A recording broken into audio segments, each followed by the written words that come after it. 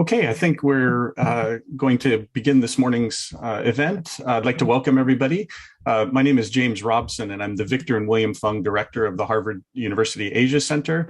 And I wanted to welcome everyone to this morning's Asia Beyond the Headline seminar series presentation entitled Implications, Regional Perspectives of the U.S. Withdrawal from Afghanistan, which in addition to the Asia Center is also being co-sponsored by the Center for Middle Eastern Studies and the Lakshmi Mittal Family South Asia Institute, also at Harvard University.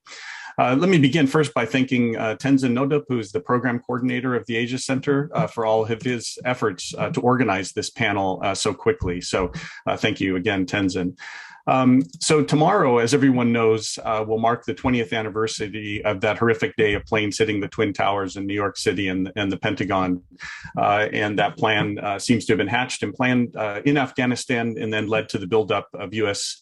Military in that region at the high point reaching something over 100,000 troops there, fighting with alongside its allies and Afghan partners against the Taliban primarily. And we are also just 2 weeks removed from the August 31st, 2021 withdrawal of the U.S. out of Afghanistan. And there we saw the iconic images over the past weeks of planes departing from Kabul, the chaos at the airport, and even people clinging to flights leaving from to those planes leaving out of the airbase there. So for some 20 years then, the U.S. and its allies fought against and weakened the Taliban, poured in thousands and upon thousands of troops and trillions of dollars to try to rebuild Afghanistan, train its security forces, and all of that. That news is all fairly well known now. As we've seen over at the end of August, that effort collapsed remarkably fast, perhaps more than most people could predict.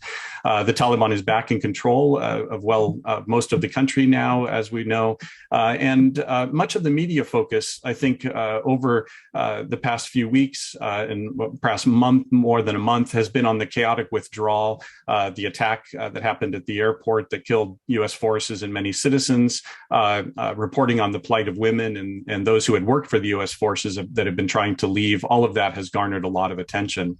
While there has been some attention paid to the potential roles to be played by big players in the region like China, Russia, Pakistan, and India, I think there's been somewhat less attention played to the regional impact of that withdrawal and its aftermath, as we see playing out in places like Iran, Turkmenistan, Uzbekistan, Tajikistan, Nepal, the Maldives, and Bangladesh, among other places that are implicated in these events.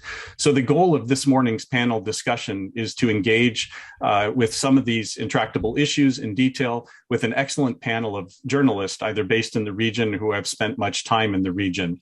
So the format will be that each speaker will have about 15 minutes for their opening comments and sharing of their reflections on what's happening.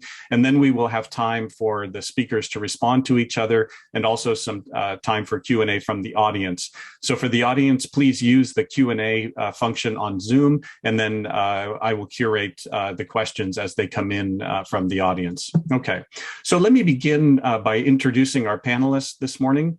The first speaker will be Shirin Jafari, who is a reporter for The World, as a well-known public radio program based in the U.S., actually based here in Boston, and is a program that literally brings the world home to people living their living rooms, their cars, and it serves a wonderful role in the U.S. For the diversity of its programming. Her reporting in particular focuses on the Middle East and Afghanistan, and most recently, through much of late July and August, she was in Afghanistan to cover the U.S. withdrawal. And did some remarkable reporting on the impact of women's shelters, in addition to the larger stories. Shirin has also reported from Saudi Arabia, Jordan, Turkey, in the United Arab Emirates. Before joining The World, she worked at the BBC in Washington, D.C. So thank you for joining us, Shirin. The second speaker will be Shubunka Pandey, who is the chief editor of the Himal South Asian, a digital publication of South Asian politics, history, and culture that's based in Colombo, Sri Lanka, and formerly based in Kathmandu, where it moved from there in 2018. 2018. He received his BA from Williams College in 2017 and has published widely and written for publications that include the World Politics Review, London Review of Books, the Jacobin, and the Caravan. So thank you again, Shubhanga, for joining us as well. Finally, the final speaker will be Nasim Zera, who is a national security specialist and prominent author and journalist. She senior anchor and analyst at Channel 24 in Pakistan and is coming to us from Islamabad today. As a columnist, TV host, and teacher with extensive experience in the development field, she writes and lectures widely on national security and global politics. She's the author of the book From Kargil to the Coup, published in 2018. And she has also been a fellow and is currently an associate at the Harvard University Asia Center. She was also a visiting lecturer at Quaid-e-Azam University in Islamabad, the National University of Science and Technology, and the School of Advanced International Studies at Johns Hopkins University. She has served in the honorary capacity in the following positions: as the President's Advisory Committee on Foreign Affairs and National Security, a member of the Kashmir Committee, and Pakistan's Special Envoy on UNSC reforms for Canada and Latin America. And she holds an MBA both from Quaid-e-Azam University in Islamabad, a master's degree in law and diplomacy from the Fletcher School of Law and Diplomacy at Tufts University here. So welcome to you all, and thank you so much for taking time to participate this morning. And I know what is still an exceptionally busy time for you all, and you're reporting in different things. So thank you very much again. So let us begin then with Shirin Jafari, and I'll turn the mic over to you. And I know you would like to share your screen, so I'll leave it to you. Yeah, thank you so much, James, for this introduction, and thank you everybody for taking the time to join this discussion today. I'm excited to share with you some of what I've been working on and just talk a little bit about Iran and Afghanistan. Can you see my screen now? Yes. Okay, perfect. Very clear. Awesome. So I'm going to talk about Iran and Afghanistan, and there are obviously several different aspects that we can get into, but I'm just going to highlight a few. Obviously, the two countries have had long historical ties. They share language and culture, and they also share about 600 miles of border. And with that kind of long border comes economic ties, trade, migration, and security concerns. I want to go into each of these aspects a bit deeper later. But before I do that, I just want to add that even with all the ties that Iran and Afghanistan have, Iran and the Taliban do have major differences, most importantly, ideologically. Iran is a Shia majority country, and most of Taliban are Sunni, and they follow the Deobandi Hanafi school of Islam. So there is a distinction there. But Iran has always had a pragmatic relationship when it comes to Afghanistan. On the one hand, it was involved in the Bonn Agreement in 2001, which set up the Afghan government, and it had relationship with the US-supported government in Afghanistan. But we know that it also had some relationship and back and forth with the Taliban. One important moment in Iran-Taliban relations was in the 1990s when the Taliban carried out an attack on Iranian diplomats in a city called Mazar-e-Sharif in northern Afghanistan. 11 Iranian diplomats were killed, and that sort of soured the relations, and the two sides even almost went to war. But then later, Iran and Taliban shared one major goal, right? It was to mainly undermine US presence in Afghanistan. Remember that Iran, after 9/11, saw itself surrounded by US military in Afghanistan and in Iraq. So, that was part of its thinking as things moved on. Okay, so where are we today? Earlier this summer, as it was becoming clear that Taliban was going to sort of win the war in Afghanistan, Iran's foreign minister, Javad Zarif, invited Taliban leaders to Iran and they met in Tehran, the capital. That was kind of shocking to a lot of Afghans because they saw the Iranians giving even more legitimacy to Taliban and, taking pictures with them and sort of receiving them in the heart of the country. But even before that, there is evidence to suggest that Iran hosted some Taliban members and allowed them to travel back and forth freely between Afghanistan and Iran. In 2017, for example, US Army General John Nicholson told the Congress that Iran provides support for the Taliban in order to undermine the US in Afghanistan. And Afghan officials have also said in the past that Iran provides weapons and some financial assistance to the Taliban. Now, obviously, the Taliban have taken power in Afghanistan, and Iran will likely work with them to ensure its own interests. So what does the Iran-Afghanistan relationship look like on the ground? So earlier last month, actually, I was in Afghanistan and I went to a city called Herat. It's in the western part of the country and very close to the border with Iran. It's about an hour drive to the border. Herat was, until recently, an important economic hub. We have to see how that changes or not. And it's the third largest city in Afghanistan.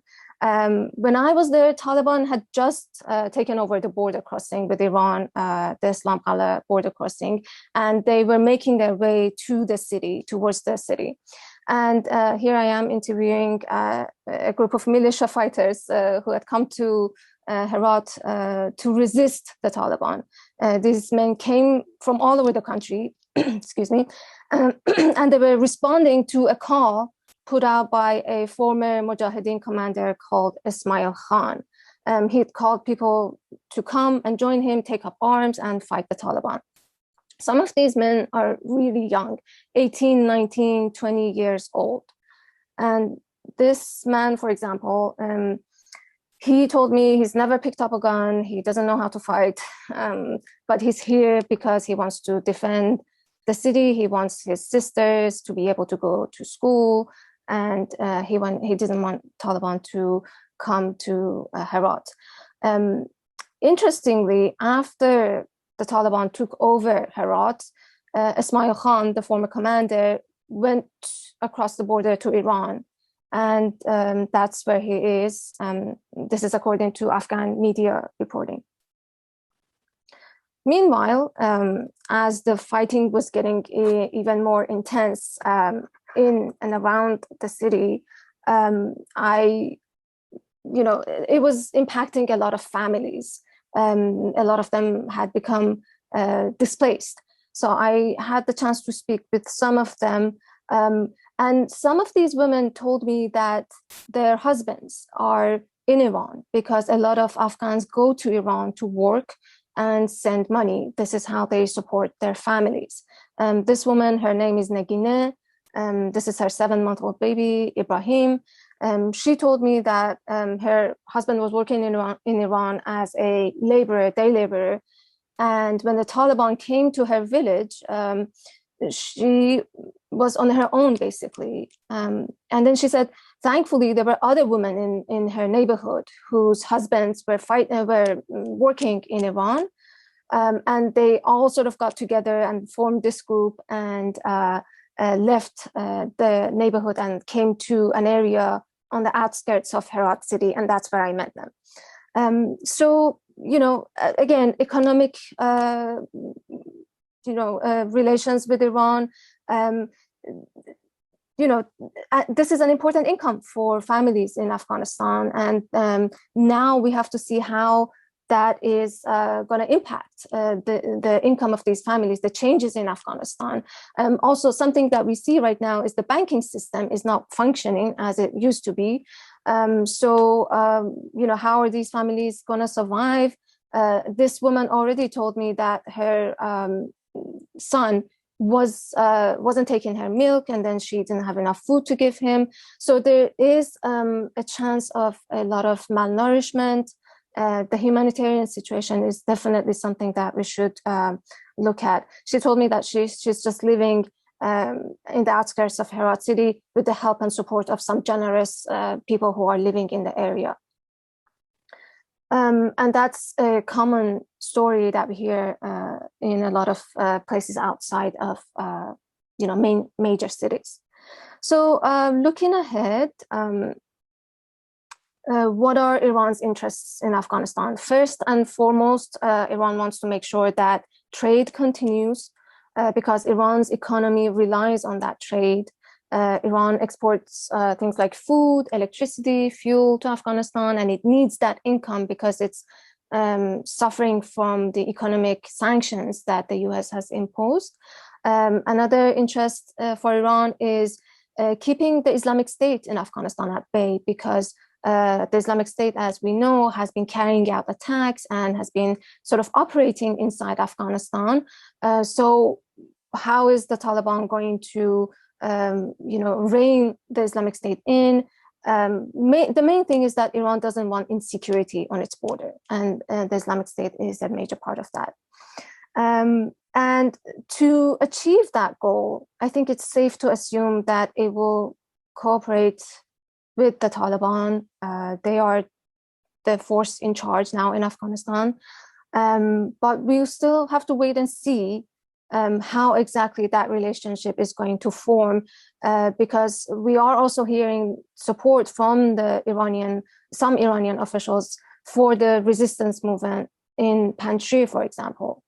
And for example, the former foreign minister recently said that Taliban is making a mistake, but by not including different voices in their government, and it should have an inclusive government. So there are some criticisms that we are hearing from the Iranian officials about the interim government that Taliban has put in place. But I think at the end of the day, we are going to see, again, another pragmatic approach because of the things that I mentioned: trade, security, basically major interests that Iran has in Afghanistan. One other thing that I will point out, a lot of countries, neighboring and others, they might wait and see how the Europeans and how the US will interact with the Taliban government before taking any definitive approach, because they might not want to be on the they don't want to be on the wrath of these countries, because they might have an implications for their relations with them. Taliban, they haven't governed in the past 2 decades. They know how to fight. They've been fighting. Now they are in charge of some 38 million people. A lot of the technocrats, a lot of the people from the former government in Afghanistan have left because they either feared for their safety or they didn't see a future for themselves in Afghanistan. So Taliban doesn't have that resource, and we'll have to wait and see how that plays out for them. I will stop here, and I'm happy to continue the conversation later. Thank you, everybody. Wonderful. Thank you very much, Shirin. I'll let you close your slides. Wonderful. Next, we will hear from Shubhanga. Hi, can you all hear me? Yes. Okay. So I basically want to focus on the implication of the US withdrawal from Afghanistan in Nepal, but also I think we'll make some observations on how it might affect relationship with Sri Lanka and the Maldives. And I want to kind of organize my observations around 2 things. One is to kind of see the kind of material implication in terms of links between people and trade and labor and economies. That's not a lot. And then from there move on to one might call more ideological, or kind of how the narrative is being shaped elsewhere in South Asia, and how it's being read, and how it might eventually impact foreign policy and kind of understanding of geopolitics. So beginning with Nepal, the immediate thing in the aftermath of the fall of Kabul for Nepal government was to basically kind of secure its nationals in Kabul and see what it could do for them. So the numbers aren't all that clear. It goes anywhere between 1,500, 2,000 to 20,000. But there are, I think it's likely to be on the higher side because there have been tens of thousands of Nepalis who've worked in Afghanistan, mostly in security services, in defense contracting firms, which basically provide services to embassies, to international aid organizations. So they've been a big kind of part of the labor supply in this conflict, in this kind of conflict economy. And about 1,500 of them are actually directly involved with foreign embassies and international aid agencies. So those are also some of the better paying jobs, more secure. And those are the numbers that are more kind of clear. So when the Nepal Foreign Ministry came out with a statement, immediately after the fall, kind of seeking international support in getting those 1,500 out, it actually referred to those numbers that they were more certain about. It's likely it's actually 10 times the actual number of Nepali nationals in the country, because there's also various informal routes that people end up there through, and so those people are actually at greater risk. So about 900 Nepalis have already actually been rescued. 11 I think actually landed just this morning after the resumption of flights. So I think that was that's one of the major concerns.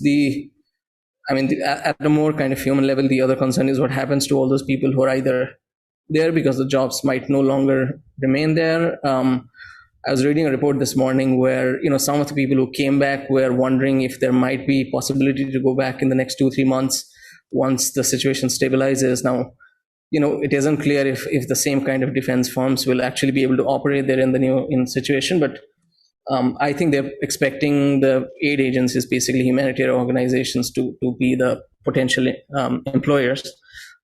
So that's really the biggest implication. I mean, Nepali workers, either hired by some kind of imperial force, whether it be the British Empire in the 19th century, they've been in Afghanistan since I think 1830s or late 1840s at least.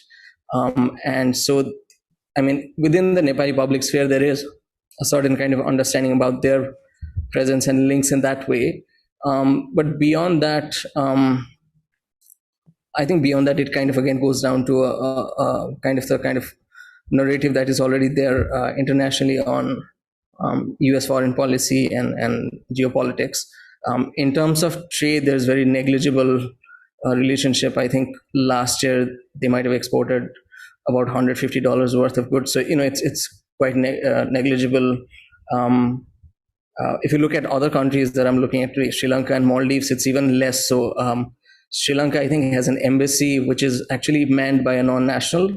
The actual embassy or relationship is looked through the Sri Lankan embassy in Iran. So and trade-wise, or in terms of labor linkages, not really so much. So in terms of the material links, I think mostly it's Nepal's workers who are either there or who've come back. In some ways, the more interesting implication is what might happen at the terms of kind of public perception about how this event is being looked at from within the Nepali press or in Sri Lankan press. In Maldivian press, it's difficult to say. In the last 2-3 years, some of the better independent English language media has actually closed down. So we don't really know a lot, except from the occasional kind of quote from former president, and we're kind of limited to that. So I'll briefly go over how it's being talked about in Nepal, and the ways in which kind of the narrative is being shaped or is shaping politics in Nepal.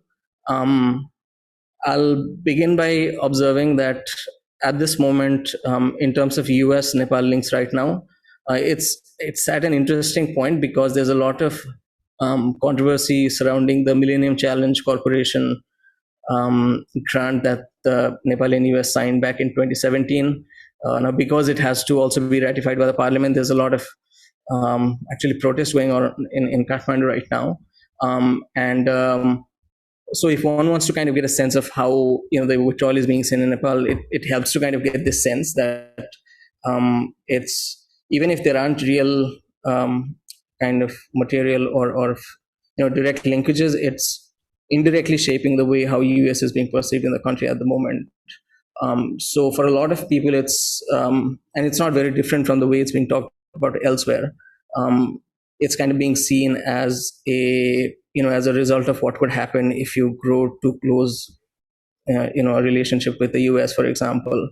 And the kind of within the political spectrum, there's a kind of polarization based on what kind of politics you're more keen on whether you see this as a kind of failure of the international liberal order, or kind of the perils of international humanitarian order, or would you see it as, okay, this is just another kind of step towards the rise of authoritarian governments around the world. So it's kind of divided in that way. I would say it's true also of how it's being read in Sri Lanka. Curiously, Sri Lanka also had its own kind of controversy associated with the same Millennium Challenge grant, and it actually, despite having signed the grant, it never got to the parliament. It was actually cancelled and suspended. So a lot of people in Nepal actually also look at Sri Lanka and see that this could be a potential way to go. But in Sri Lanka also, I think the kind of perception is shaped by those same kind of domestic political divisions. So in some way, what's happening in Afghanistan and what might happen actually in the next weeks and months will probably be read through domestic political interests. And unfortunately, what you see is a lot of kind of reporting and stories that we read in domestic media in these two countries, and these are also because of kind of financial reasons. We can't have reporters send there. Well, now it's also because of security reasons, but over the last several years, most of the reporting on these countries in the domestic media has been shaped by how it's being reported in the West, or by or by kind of forces that might be challenging the Western kind of narrative. So people might pick stories from RT, they might pick it from BBC, they might pick it from Global Times. So those are the kind of coordinates that kind of shape the conversation, which is slightly unfortunate because then it's not regional, or it's not really looking at more regional trends in a clear way. So I think in terms of public perception, that's mostly true both of Nepal and Sri Lanka. And finally, just to touch on how it might shape both these countries' kind of geopolitical relationship. I think part of it is kind of outside the power of some of these major countries. For example, I was reading someone comment that because the US is no longer in Afghanistan, it gives them more policy space to interact with countries in South Asia. And the assumption is that because you're no longer in Afghanistan, you can maneuver much more freely in your relationship with Bangladesh, Nepal, Sri Lanka, Maldives. And I mean, it sounds commonsensical, but it isn't really clear how that operates, because to some extent, the relationship between the US and these countries were not always shaped by what was happening in Afghanistan. And especially in the last 10 years, I think it's been fluctuating in a completely different way, especially given the rise of China. So the fate of, let's say, the US's relationship with Nepal or Sri Lanka or the Maldives, and the fact and the assumption that it might be easier to kind of now maneuver because of their withdrawal is probably not true, and it's also kind of outside their control. I mean, just the way, for example, how the debate on MCC has been going on in Nepal, and there can be an interesting debate on the economics of foreign aid and its kind of political implications. But at the moment, it's kind of in a bizarre kind of level where people are talking about the presence of American boots on the ground. It's been completely manipulated by fake news and all kinds of things. So, and I don't see that really decreasing anymore, especially given how sophisticated a lot of various kind of actors are in kind of shaping this opinion, much of which is again implicated in domestic politics. So I think what is quite unpredictable about, I think, US's kind of relationship with these particular countries going ahead is that it will largely be again determined by the play of domestic forces, and even something as strategically, one might say, clear cut as the US-China rivalry in Nepal and Sri Lanka actually might be less under the control of these two countries. And one might have to kind of look at specific domestic, economic, and kind of political issues to figure out which side might appear to have a greater say going ahead. But yeah, I think I will end there. Great, thank you very much, Shubhanga. And sorry about the connection breaking down a little bit there. You can turn your video back on now. I think it should be stable enough, and maybe for when we begin the conversation. So we will now turn the mic to Nasim. Good morning, good evening, good afternoon, depending on where you are. I'd like to thank the Asia Center for putting this together, for inviting me to come and speak on this subject. Indeed, in Pakistan, we are, if I would say, hugely consumed with this, with the developments in the last few weeks. Our engagement and our involvement with Afghanistan goes back 42 years, Soviet invasion onwards. I don't want to take up much time, but a couple of things. One, Pakistan and Afghanistan share a 700 kilometer border. The people living on both sides of the borders are related, belong to the same tribes. We have, on the one hand, passport, which is used to visa and passport. On the other hand, there are documents which are simpler, which allow people who travel on a daily basis between Afghanistan and Pakistan. Many people who travel from the main border, which is Turkham, and into Afghanistan. And then we have 6 trading routes between Pakistan and Afghanistan, 6 functioning trading routes. The other one is Turkham, the other major one is Chaman. And after the Soviet invasion, when the entire world, Western world largely, and a lot of Muslim countries decided to launch what I would call an international jihad. Pakistan was central and key, as was the United States, as was Saudi Arabia, as was UK, Egypt, etc. So, and then as a consequence of the war that continued and in fact never ended, the war that began in 79, the resistance that began in 79, consequence of that was 3 million plus refugees moving into Pakistan. Pakistan is the country after Afghanistan which has had the most significant impact of this 4-decade-long war. Obviously, the people of Afghanistan have suffered the most. They've been displaced, and they've suffered in every possible way you can think of. Which, a society that are people that are living through 4 decades of war, civil war, etc. And so, as a neighbor, which was not just a neighbor, but where 3 million plus Afghans came and settled down, and by all accounts, by all UNHCR accounts and independent observers, Pakistan received the refugees as if they were their own people. It's not just a foreign policy issue, but one that is very closely intertwined with all dimensions of state and society, ranging from economy, security, humanitarian, trade, regional connectivity. So you start with the late 70s and you start with the resistance, the Mujahideen, which then ends up obviously with the exit of the Soviet Union.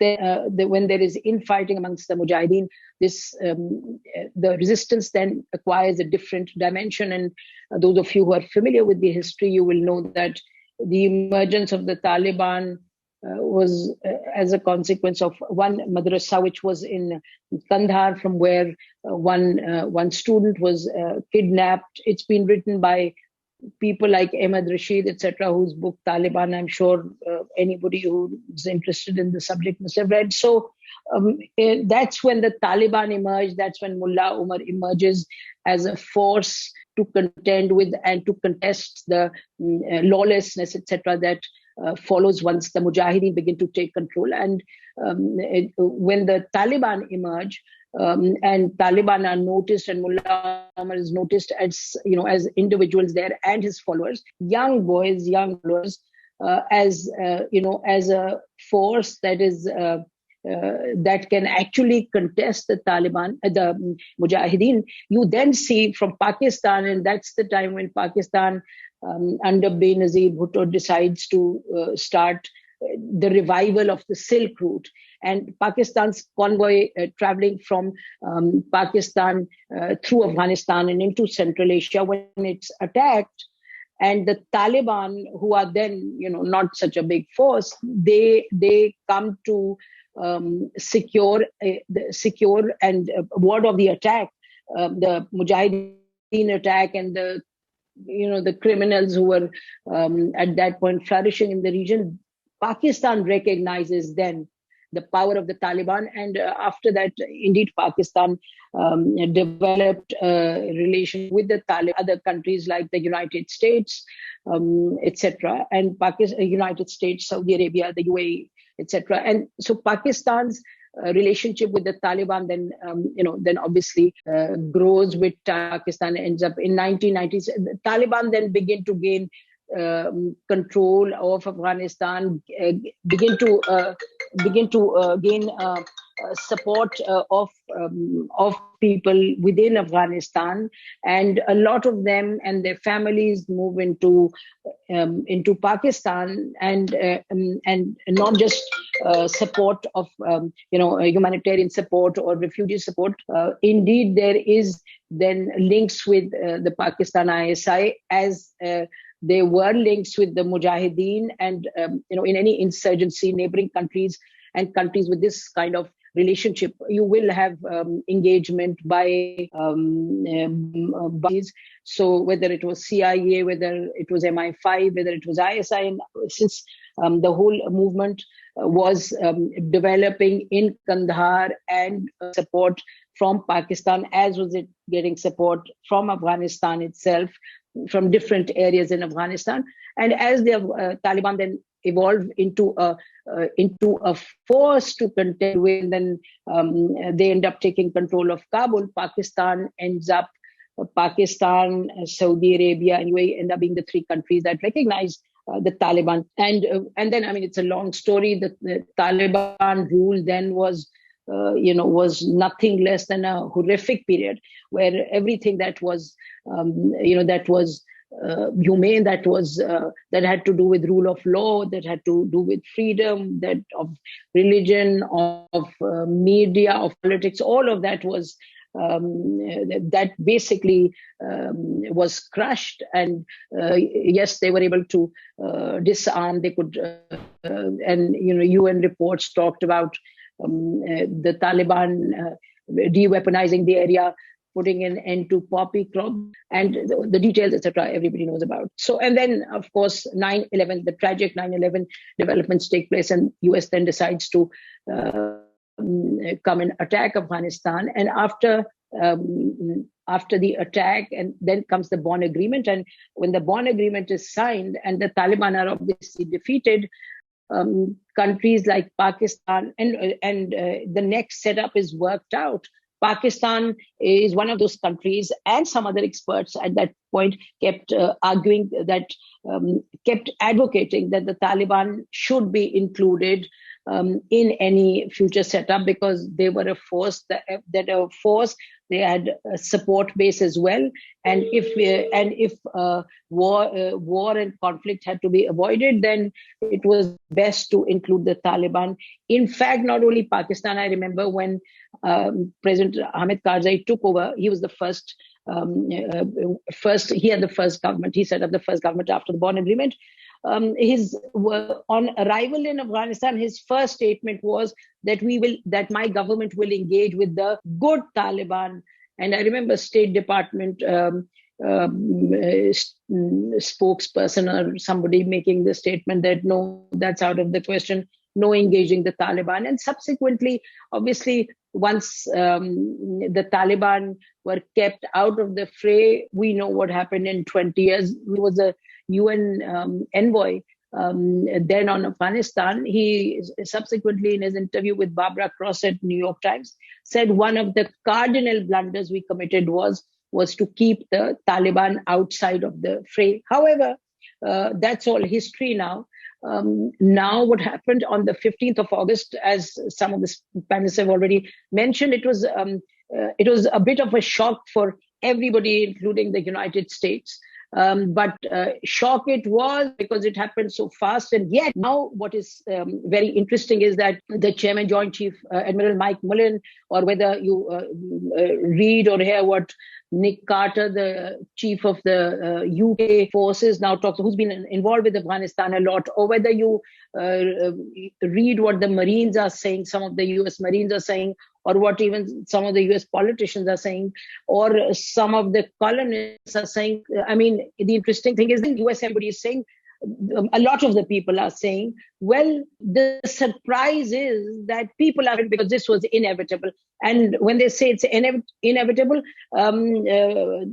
Admiral Mike Mullen, he said in one of the recent interviews, he said that this was absolutely inevitable, and he gives credit to the president. He says that President Biden was very keen during President Obama's time when he was arguing that we should, pull out. We shouldn't deploy so many troops there, 40,000 plus. But he said at that point I didn't agree with that, and I realized that I was mistaken. And I just want to quote him: "This Afghan government needs to have some legitimacy in the eyes of the people. The core issue is the corruption. It's been a way of life for some time, and it's just got to change. The threat is every bit as significant as Taliban." This he said in a Senate hearing in September 2009. And then Senator Lindsey Graham, who was there, noting that Taliban were gaining ground because of this corruption. This is 2009. Now I'm quoting Senator Graham. He said, "We could send 1 million troops and that wouldn't restore legitimacy in the government." And he asks this of Admiral Mullen, and Admiral Mullen replies, "This is correct." So I think it's interesting that now we have, after the event, things that were said 10, 11, 12 years ago, now people in positions of authority or were in positions of authority are now acknowledging. And I think the topic is, what is the issue of withdrawal from US withdrawal from Afghanistan. I think people like us, especially in Pakistan, and as I said, we've gone through this, we've been part of this for better or for worse. Pakistan committed blunders. Pakistan also suffered, and Pakistan, I think, can also take pride in terms of some of the support it gave, and I would add also committed blunders. But it is on record that in 2010, 2011, Pakistan continuously argued and advocated, and publicly as well, that this has to be settled through dialogue. This has to be settled. War is going to give no solution, provide no solution. But now, after, as I said, after the event from within the United and different identity, one is, like the setup, the political setup was corrupt, was not legitimate, etc., etc. And for those who are interested, I'd suggest there's a study by scholar Gillis Doron-Soro. He wrote a report for the Carnegie Endowment in Washington, and in 2009 he writes a report called "The Winning Strategy of the Taliban," in which, of course, Pakistan Pakistan's support identified. But what's critical is that the Taliban as an insurgency are developing a parallel administrative system. They are addressing the issues and concerns of the people of Afghanistan. So, which is obviously not to say that Taliban did not have major opponents. And as we see today, when we come to the present, we can discuss that a bit as well. So this is really the other big blunder was this building up of the ANA, the Afghan National Army. The Afghan National Army, on which, and a lot of US Marines are talking about it now. And, I'm sure you've seen, watching videos, etc., where they're saying that we were trying to bring, raise an army in our own image. We were giving all the technology, we were giving them intel, we were doing all of this, but they had no cause to fight for. They had no cause to fight for. There was no leadership that inspired them. And hence, you see what happens in the month of August. The other interesting thing is that if you read reports, you'll realize that the Taliban, using local leaders, local religious leaders, were actually sending groups of people, small groups, to meet corps commanders in different districts. And that's how the army just basically dissolved into nothing. And as we know that this was not a battle, which some places where there was resistance, obviously, as in Panjshir Valley, a battle was actually fought, but by and large, we saw what happened. So, as the US has exited, it really, in the way that it exited, but we are all focusing on the exiting. I mean, I'm not saying us here, but generally, because of the dramatic way in which, people, this is unheard of, people, tying themselves, hanging on to the wings of a plane and obviously tragically dying. And then what happened at the airport, that whole way of handling a situation is just mind-boggling. Is this a first world country? I don't like these first, second world labels, but I mean, is this an advanced country? Is it a country that comprehends, that thinks things through? And just to make that announcement, so that is going to be a very sordid chapter for the US. How do you explain it in the history books? How was this done, and why was it done the way it was done? But indeed, the decision by President Joe Biden made a lot of sense, as it did, by the decision that the former President Donald Trump made. So while the decision to leave made sense, how they left will always be a big question. But more importantly, what is important for the US and push this war on for 10 years, spending years, when put too much, President Joe Biden said in his August 30th speech, this is not about Afghanistan. This is about how regime change doesn't work, how going and trying to put together a nation state in our own image doesn't work. And I think it was a State Department spokesperson who said, from now on, diplomacy is going to lead US policies. So let's hope that it will. That's the way it's going to be, because I think in Cuba, as we speak, after Fidel Castro, of all of that period, having all that resistance from Cuba and the pressures and sanctions from the US, I think again there's the dynamic of that relationship again seems to be one of sanctions, etc. So what is the learning for the US going to be? For Pakistan and for us in this region, obviously these are very critical questions, and these are critical questions because Pakistan has been through its interaction, its relationship with the US over the last 70 years, and it's been up and down. Pakistan must take responsibility for the decision it makes. This view of sounding like a jilted girlfriend or somebody being abandoned, I think that's immature. Government, you make a decision, you take responsibility. So obviously, I'll come to now Pakistan, but the United States has certainly It's been an unmitigated disaster, a debacle, to be there for 20 years. And what do you get out of it? And what are the statements that you're making now? And why was this, blindfolded trajectory which was being followed, although it contradicted anything which was halfway, viable or sensible, both in terms of security or in terms of development? And what state has been built? I mean, those people who the US had decided to defeat, they are now in power.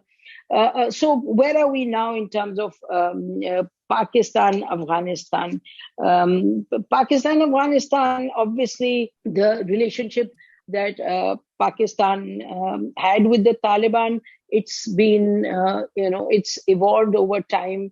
I think as our earlier panelist, Shirin, was very correctly saying, that there's been a relationship by all the neighbors. If you look at what Russia's relationship with the Taliban in 2014 and 15, they were dropping arms along the border so that the Taliban could get weapons. Iran has always wisely adopted pragmatic policies containing the fallout and moving ahead for its own benefit. Pakistan and now is, I think Pakistan has learned some lessons the hard way. The pointless thing of going for strategic depth or putting your own favorites, etc. It's clear that doesn't work. And also, just let me quickly add that there is non-stop talk. I think initially the discussion was all around how Pakistan has won, how Pakistan has managed this. But I think anybody who understands terrain, insurgency, legitimacy, people support, etc., will understand that obviously Taliban, there was something that was going for them within Afghanistan that they were able to finally take control.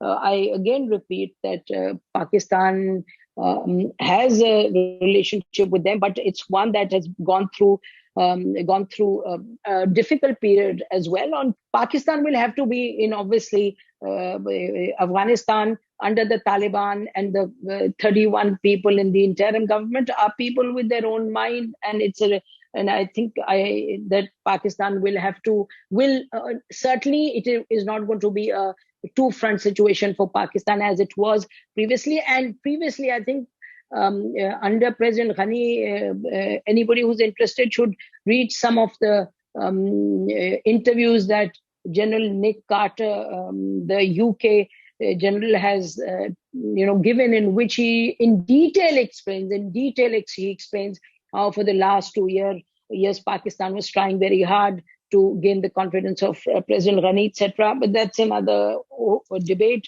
discussion I can respond to in the Q&A. So right now, where are we? Right now, in terms of Pakistan and Afghanistan, so after the 15th August onwards, Pakistan has played a very key, very central role in evacuation. Pakistan's airline has been involved. Pakistan's personnel have been involved. Thousands of people were given visa. In fact, one of the first lot of people that came from Afghanistan into Pakistan on the 15th of August were all the people who were in the opposition, who were key people from President Ghani's government, also moved to Pakistan. Pakistan flew them to Islamabad. Those of them who had expressed interest and were concerned about their own security. So whether it was Ahmad Shah Massoud's brother, Wali Massoud, or whether it was several other people and the Speaker of the Assembly and many other names, they were flown into Pakistan.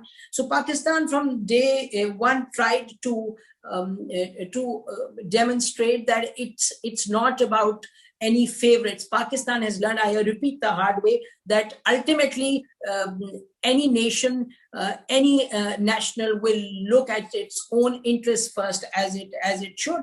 So Pakistan's been involved in evacuation. Pakistan is been providing the humanitarian bridge, and also right now as we speak, it's interesting the way discussions have been going on about refugees, and it's a bit perplexing. At one level, obviously, people are scared, and the Taliban behavior for is one that is highly questionable and does invoke fear. But compared to 1996, I think that there is also a major change, but not enough. But no matter how this whole situation will evolve, Afghanistan, the people of Afghanistan have to be given an environment within Afghanistan that they can live in Afghanistan, and that all of them that there's not going to be another huge round of refugees. So, for example, Pakistan borders, there is no amassing people, independent people who are in Afghanistan. There are international media teams there. Nobody will tell you that there are people running towards the border to cross over into neighboring countries. That is not the case.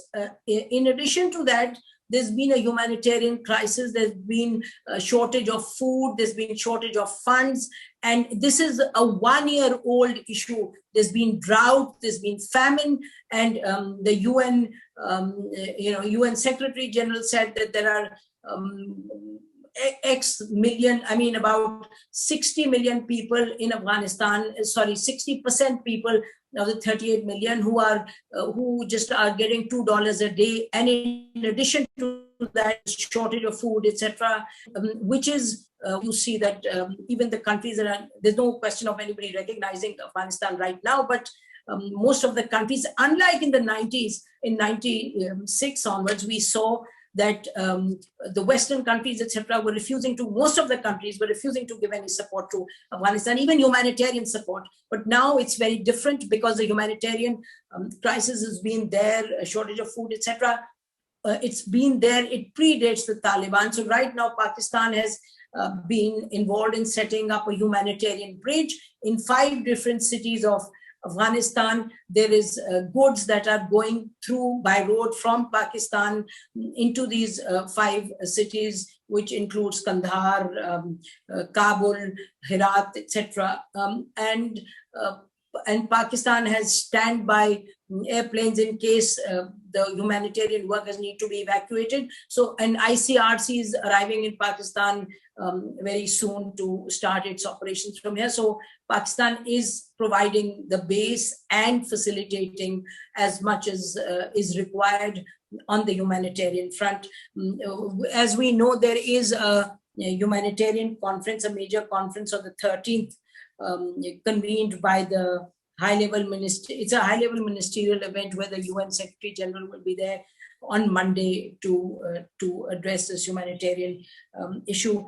So that's on the humanitarian front, and we've had, Pakistan was the only embassy that was functioning on the 15th of August as well, and 3,000 to 4,000 visas were given on a daily basis. Most of the international workers, organizations, media, plus those Afghans who had the papers, etc., to travel outside of Afghanistan, they also came to Pakistan. In terms of the borders, I think Pakistan has the fence, and Pakistan is very clear that this fence was raised in the last 4 or 5 years when the whole question of terrorism and people crossing over was concerned. That fence is intact. There are 6 border crossings right now, of which 2 Chaman and the Torkham is used. Trade continues. I mean, the trading hasn't stopped to the extent that that the activity is continuing in this current situation.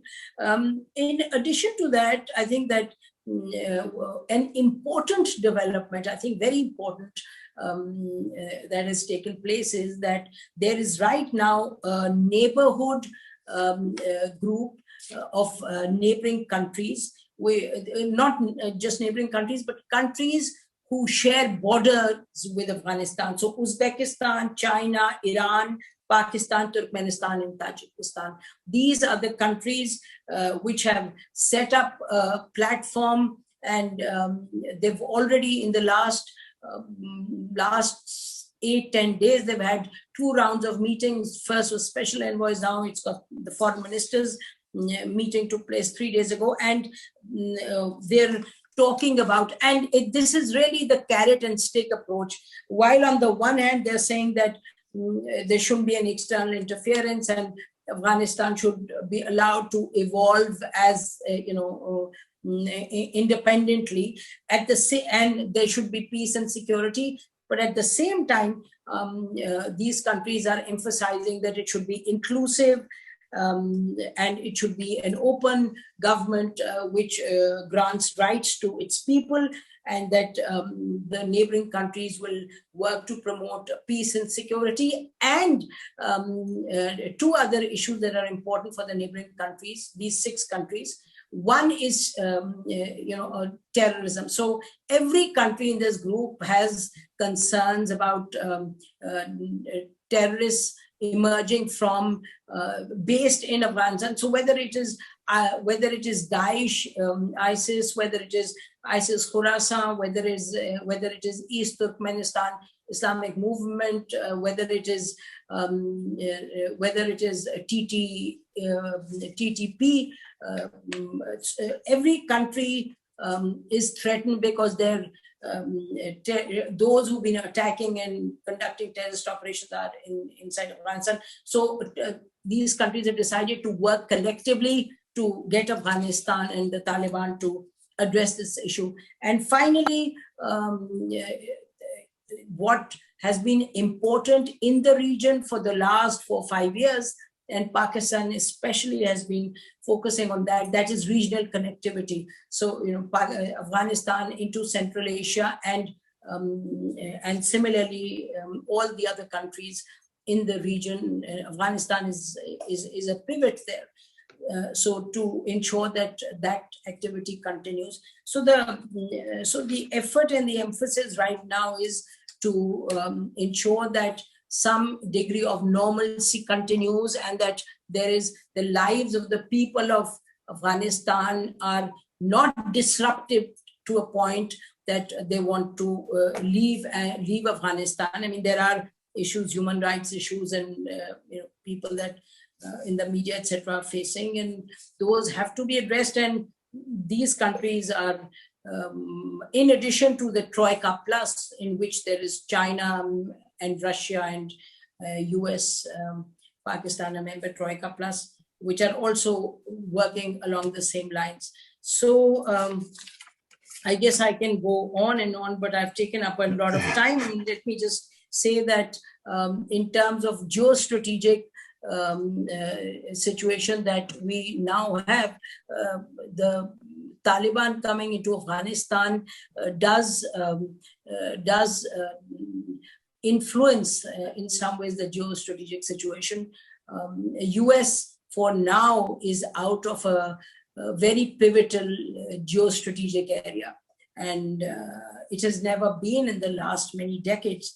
And it is out of the area for now, but as we speak, for example, day before yesterday, the CIA chief was in Pakistan. So it's not like all contacts have been disruptive. There is engagement, and also I've been speaking to EU representatives based in Pakistan.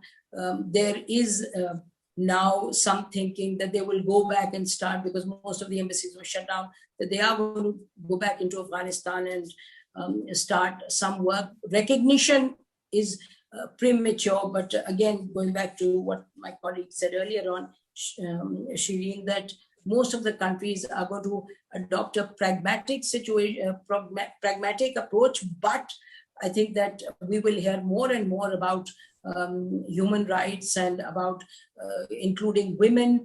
And but the other interesting thing is that the Taliban are already saying that this is an interim government. We are going to come up with a new constitution and a new government.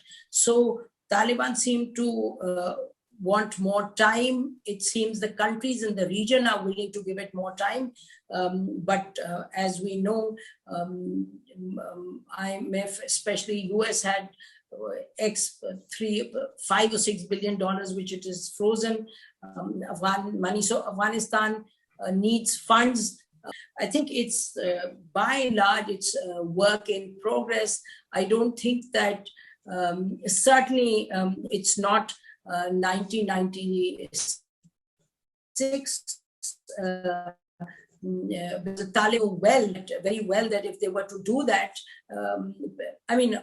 let me add here that obviously they've won a war. They won a war because once the dialogue was started between the US and the Taliban in Doha in February 2020, ever since I think Taliban knew that ultimately they were going to be the winners, and they've managed to do that. But at the same time, they may have taken control of Afghanistan, but now the question of running Afghanistan and how will they govern Afghanistan, those are the questions that some of the 32 people who are in the government understand. But after 20 years of fighting, they are not going to, instantly turn around and become a great governing team. I think it's going to take time, and the world has to decide how much time they're willing to give, and that if you do, and I think this is the thinking in many of the Western countries as well. When I talk to people that if you don't engage the Taliban, then what? Then what do you do? So 20 years of world's most lethal war machine has demonstrated that you can't defeat, right?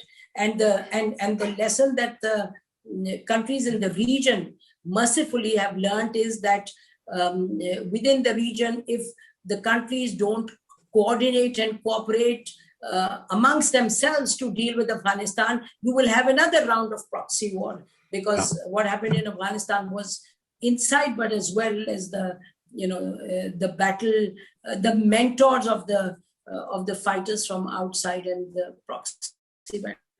Okay. Continue. Just so we have time to bring Shubhanga and Shirin back into the conversation, I think Pakistan presents, I think, probably a huge amount of really intractable questions that you've touched on. So many of those.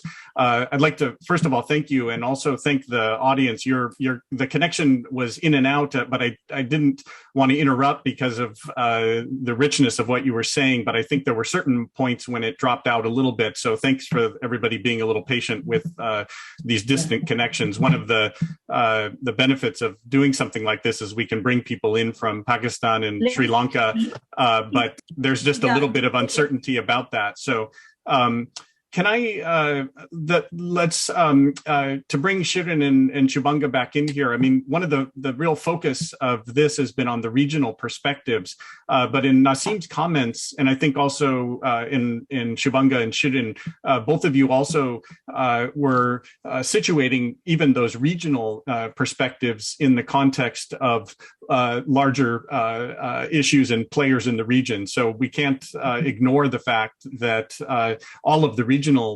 implications here are tied up with relationships with Russia, with China, and also I was going to think a little bit about the relationships or where India perhaps plays a role in this too, or how that may become a tricky relationship vis-a-vis the US as well. So we have a few questions from the audience as well, but maybe perhaps let Shubhanga and Shirin respond a little bit as well, and Nasim just to that issue as well of these other players in this. We know that China, for example, has already started to think about the way that the Belt and Road might move through Afghanistan rather than just Pakistan, and what does that mean economically? So there's a number of, I think, overlapping issues that many of you have discussed in terms of refugees, disruptions of labor, even interesting. I didn't know the full extent of the amount of movement of what we might think of as day labor just back across these borders.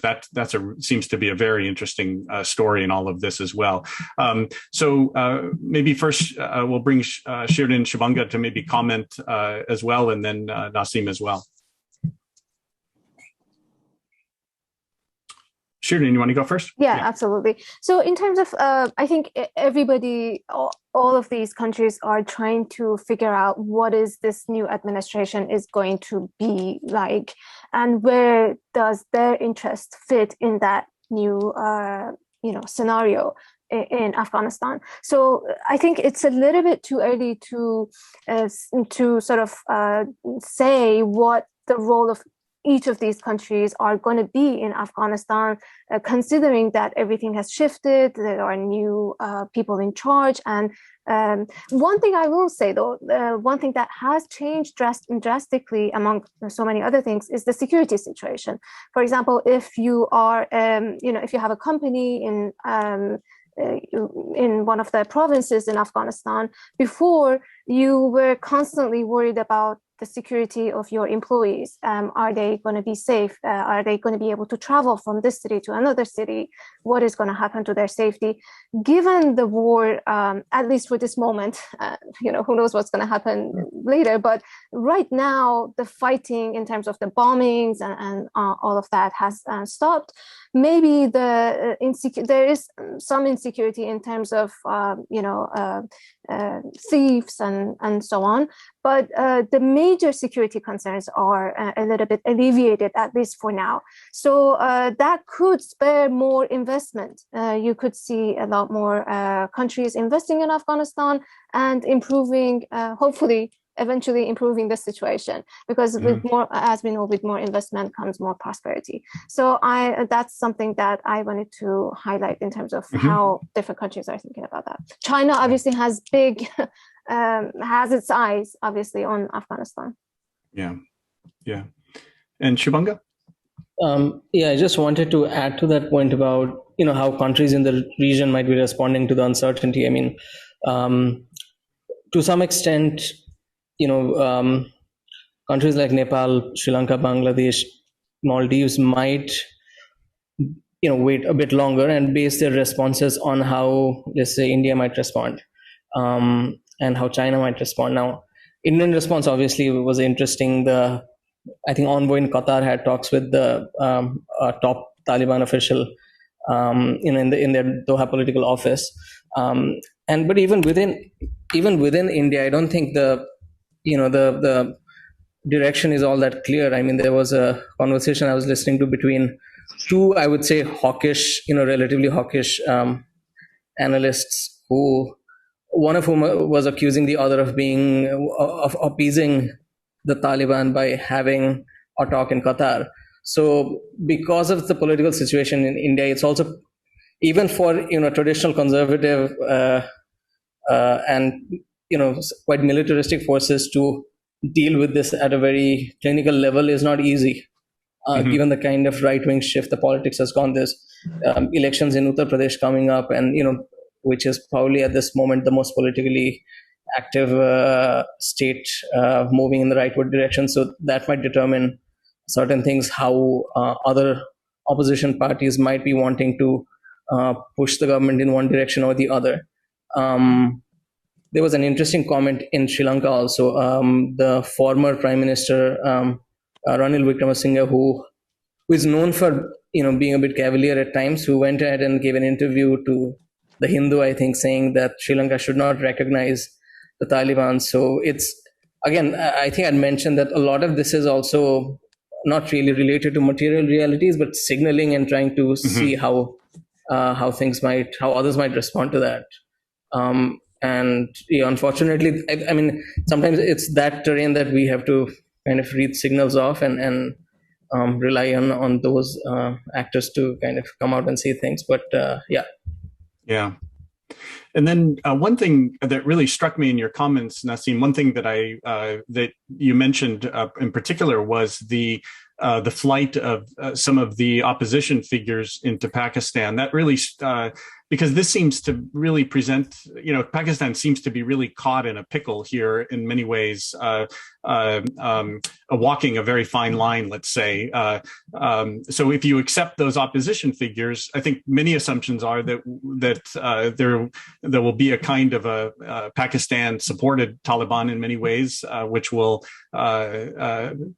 seem to run counter to that, kind of giving a place of refuge for those opposition figures. So how do you think, how is Pakistan going to negotiate that kind of tricky position that they're in terms of its representation to the rest of the world, in trying to, I think, maintain the kind of stability that other players in the region really would like to see come out of it? I think that's the biggest worry, obviously, is ongoing instability, ongoing fighting, potential for more terrorist activity or drug trafficking, other types of things that might come into this void. So do you have some thoughts on that? And then if you don't mind, I'll throw in a question from the audience that you might be able to answer at the same time. It's somewhat related. And this is from somebody who's logged on, who says that, do you believe that the public opinion of the Afghan nationals that have been persuaded towards an anti-Pakistan narrative by previous governments might be molded into a pro-Pakistani narrative with the new Taliban regime? So in other words, what's that kind of perception between the two countries as well? So if you wouldn't mind responding to those, that'd be great. Yeah, okay. A couple of things. I was asked to also comment on Bangladesh, and I don't know when my voice just disappeared, and I don't think I was able to, and I was asked by the organizers. So let me just add very quickly on Bangladesh. I don't think I'm doing justice to the subject, but I think right now, as far as trade, etc. is concerned, those are not issues that I've addressed. Bangladesh, Sheikh Hasina, since 2009 has had zero tolerance for, terrorist groups and extremist groups. And I think that one of the biggest concerns that they now have, and they have articulated, is what will the main opposition, which is called Hifazat-e Islami, which controls the madrasas, etc. in Bangladesh, what will they feel? Will they feel empowered? Will they feel influenced? So I think from Bangladesh's point of view, this is one critical question. And that's the question that, not only Bangladesh, but a country like Pakistan also,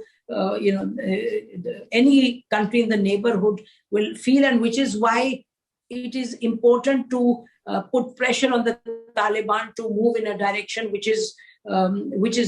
has got nothing to do with the 90s, and which has to be forward-looking and a more. It's a combination of obviously the culture there and culture in some of tribal areas in Afghanistan, in the rural areas in Afghanistan, plus the ideology of the Taliban and how they see religion. So that's a challenge that will continue, and that's one of the things that this group of 6. I would emphasize again that this group that has been initiated, and all the countries are members.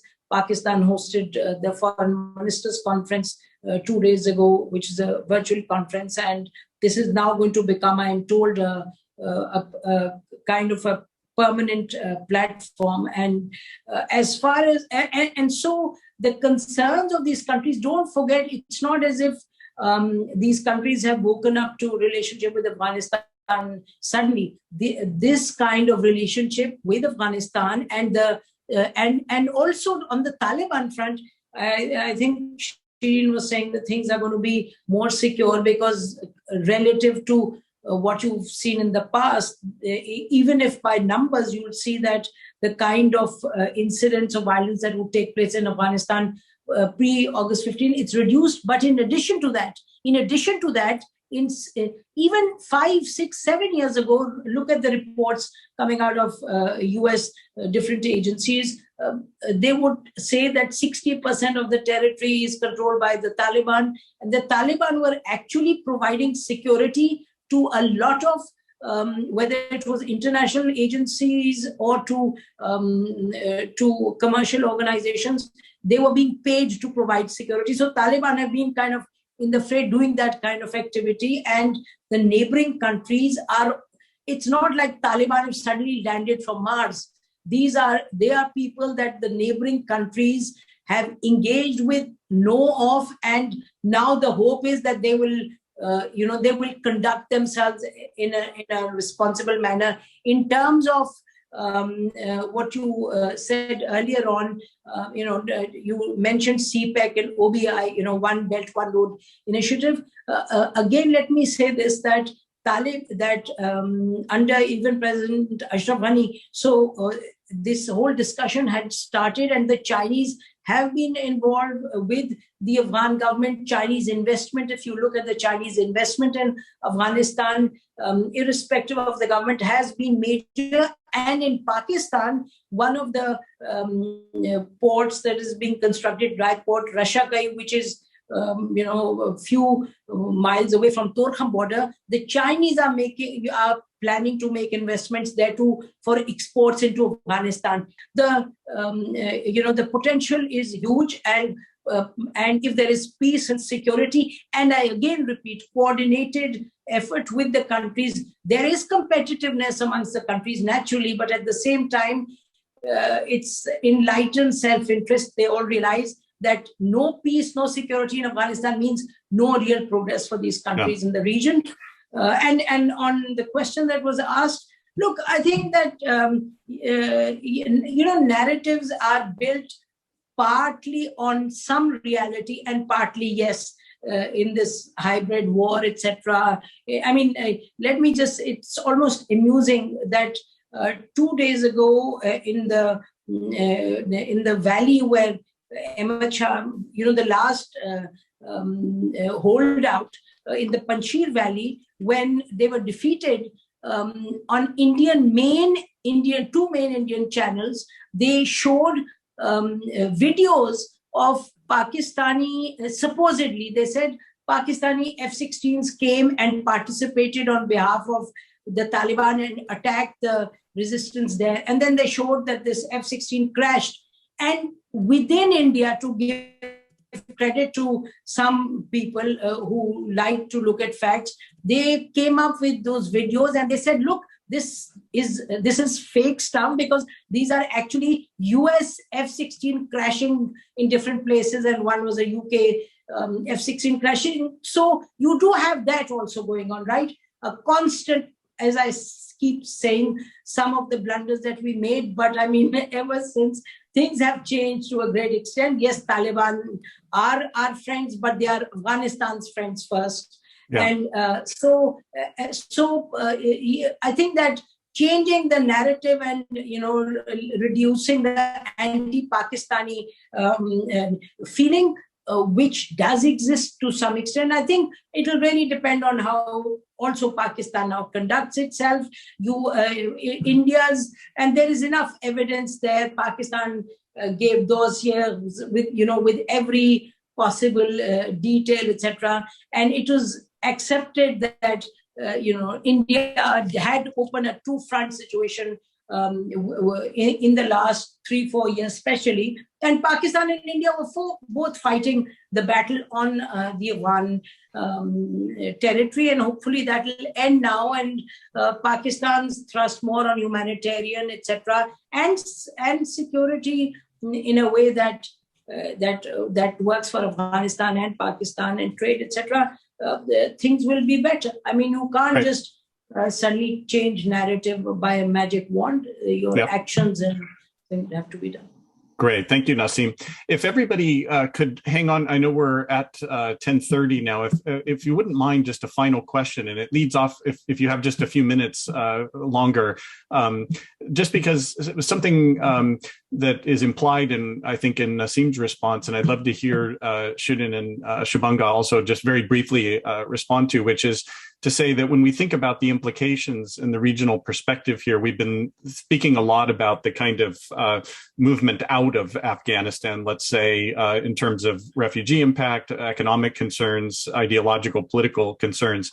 But what about, and this is largely based on a question that came in, but I've slightly modified it, which is to say, can and in what ways might some of the players in the region, the bordering Afghanistan, try to help improve the situation in Afghanistan with the government and its people, particularly in terms of either humanitarian ways and things like that? Some of you've alluded to this a little bit in some of your comments, but if you had anything further to say on that, I think that would be an appropriate place for us to draw this to a close. We'll begin with Shirin. Yeah, absolutely. So yes, totally. As much as Iran's economy, in some extent, wants to continue economic ties with Afghanistan, so it wants the trade to continue and all of that. But the refugee situation is something that it wants to, curtail or limit or to somewhat, not stop, but limited to some extent. So it has some leverage on the new government. It can say, okay, let's negotiate about these terms that, is our interest, but also we know what your interests are, and let's negotiate and come up with a conclusion that works for both of us. And in those negotiations, there can be some elements that will help the Afghan people. I am not expecting the Iranian officials to raise women's rights or, issues like that. But for example, the humanitarian situation, the refugee situation could be something that they raise as they're going about in these discussions. Great. And Shubhanga, any final comment from you on that? Yeah, just to build on that point, and to some extent, it's also the kind of thing that certain countries, either neighboring or those not neighboring, can do, which is to also push their governments to, try to issue visas for people who might want to travel to their countries, for example. I mean, some days after the fall of Kabul, I think the Indian government came out saying they would be, they changed their visa regime as it related to Afghanistan to kind of enable quicker visa issuance. And based on what I've been reading recently, that hasn't really gone forward. And, not many people have actually received a visa. So I think some of these kind of direct material things that people can do and that governments can do, I think that is, and this might apply to, not the larger population, but there might be specific groups of people, communities. And, it's still a developing situation. We don't know how the economy will turn out in the next few months. How the resources will be distributed around the country. So it's I think from a long-term perspective, governments that might want to, even for their own strategic reasons, kind of continue maintaining linkages. And for a country like India, for example, not, that this whole narrative about it's Pakistan's win and it's India's loss, which is again something that's being generated in Delhi more than elsewhere. There are things that you can do to support Afghan people and Afghan economy that might also be strategically useful. I don't think we can be more utopian than that at the moment. Great. Well, thank you very much, Shubhanga, Shirin, and Nasim, for participating in the conversation today. I think we're in that very sort of odd period here, too, where there's so much that's evolving on a day-to-day, actually an hour-by-hour basis. And I, for one, have been very frustrated by some of the international media coverage of what's happening. And some of it's understandable, just the difficulties, actually. And I'm sure Shirin could say a lot about this, of reporting from the region and all of that. So it makes it all the more important, I think, to have this opportunity to have people speaking to us and informing us that are much closer at hand, that have had access. And also Shirin spending so much time in the region over the last weeks and months, and hopefully getting back sometime soon. This is going to be a very important period to really pay attention to and watch as things evolve, because the issues, as we've seen today, there are the regional implications of those, but they're a much larger geopolitical issues that are at stake here that are extremely complicated and tragic at a personal level too. I have to say that it is hard to strip away and think of only the big ideological issues without putting putting the real lives back into the picture here and getting those stories out and about the real situation on the ground is I think, extremely valuable. So thank you all, and thank you to the audience for attending, but also for being patient as we've dealt with a little bit of the connectivity issues, which are inevitable sometimes with these connections from around the world. So we appreciate your patience on that. So thank you all again for participating. Please keep us informed, and we look forward to learning more from you in the future about these issues and what's going to evolve in Afghanistan in the next weeks, months, and years. So thank you.